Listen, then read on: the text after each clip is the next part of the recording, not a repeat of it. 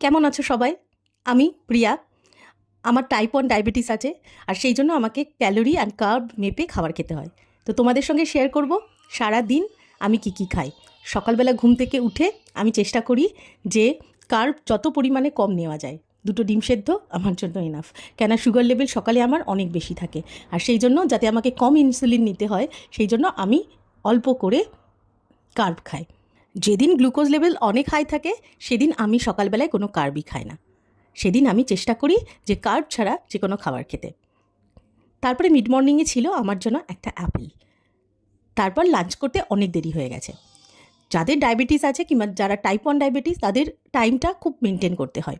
কিন্তু আমার যেহেতু লেট হয়ে গেছিলো, সেই জন্য আমি একটু ভেজিটেবল সতে করে খেয়ে নিয়েছিলাম, আর তাড়াতাড়ি করে ডিনারটা করেছিলাম। ডিনারে ছিল নুডলস, যেটার মধ্যে নুডলসের পরিমাণ কম ছিল, ভেজিসের পরিমাণ, চিকেনের পরিমাণ অনেক বেশি ছিল। আর ছিল চিকেন মিটবল বানিয়েছিলাম বাড়িতে, সেটাকে সতে করে নিয়েছিলাম। সবশেষে আমি একজন মানুষ, ডেজার্ট খেতে কার না ভালো লাগে। খুব ইচ্ছে করছিল এই যে ভালো মন্দ খাওয়ার পরে একটু ডেজার্ট খেতে, সেই জন্য একটা bite sea salt dark chocolate নিয়ে নিয়েছিলাম। আমার খুব প্রিয়।